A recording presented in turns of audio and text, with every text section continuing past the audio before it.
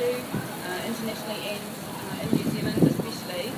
I'm going to start from the basics really today and remind us all that, we don't need reminding, but elephants are fantastic. Every excellent animal, don't they? They're the largest land mammal in the world. They're among the, is that you there? They're among the world's most intelligent species. They show grief, they show selflessness, they show compassion and self-awareness. And they have no natural predators. The biggest threat to elephants is from humans due to poaching and habitat destruction. I wanted also to mention a little bit about ivory, partly why we're here today. The ivory tusks of elephants are actually enlarged inside the teeth. They're embedded in the elephant's jawbone. So the tusks have nerves running all the way through them, and they cannot be painlessly sawn off.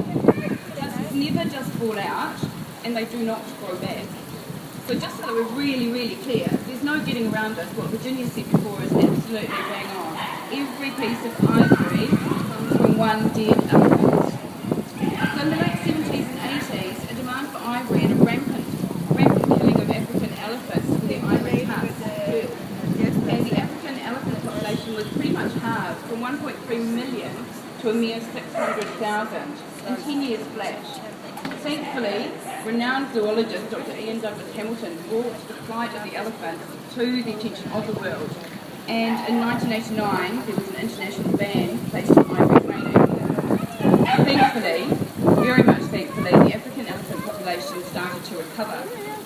But while the atrocity of the 70s and 80s can be relegated to history books, unfortunately, since 2006, the killing of elephants for their tusks and the demand for ivory has steadily been climbing again, and this time it's at an unprecedented level.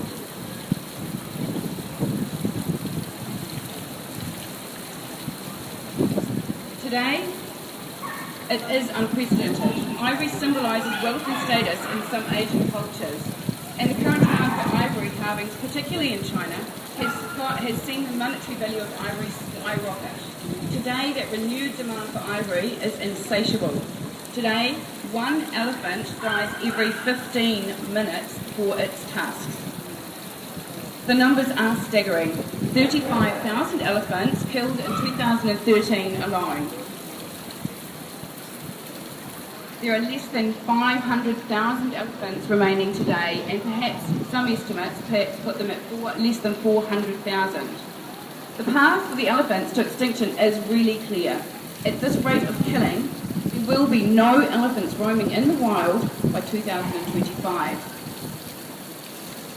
So the poaching and the illegal ivory trade is not just about elephants. It also fuels crime, corruption and violence in fragile African democracies. It finances terrorist organisations which threaten global security. So that's the bad news. The good news is there is a solution, and it requires a global response, a truly global response. The solution is to stop the buying, stop the trafficking, and to stop the killing.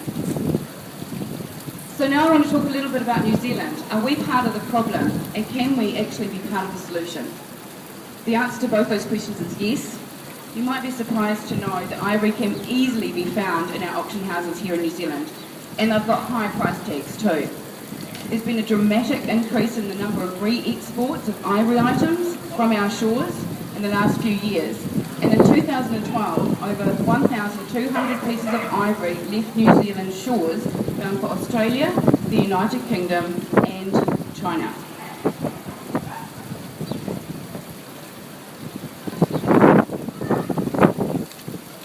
Perhaps even more surprising is that illegal ivory reaches our shores too.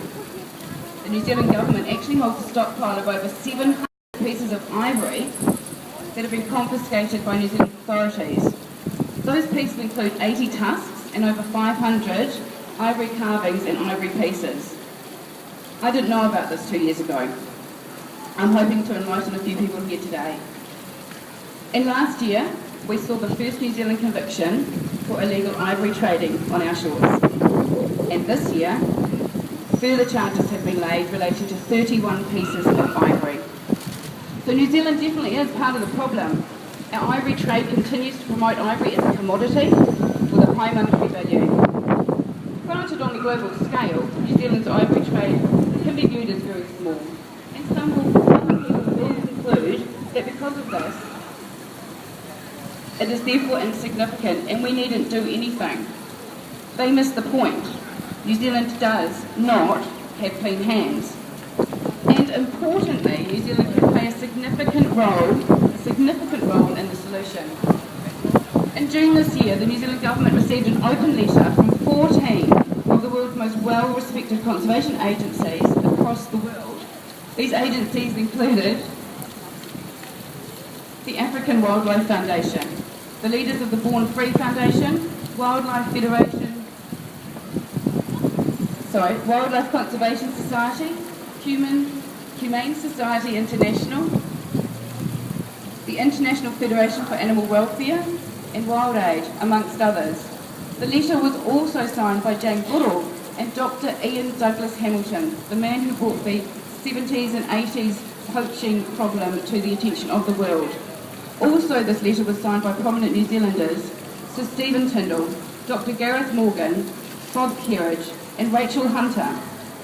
That letter, sent directly to Mr. Key and the New Zealand Government, asked the Government to consider completely banning the trade in ivory in New Zealand, and asked the New Zealand Government to lead by example in the Oceania region to publicly destroy its ivory stockpile. So it appears that international key players, can see a huge value in the role that New Zealand can play in taking these sorts of actions. New Zealand can be effective in the solution. We can raise awareness. New Zealand exemplifies the international nature of the illegal ivory trade.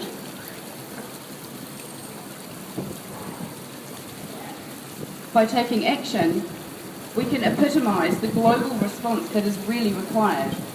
And each and every one of us can shun ivory as a commodity and instead place the highest value in every live element that remains here today.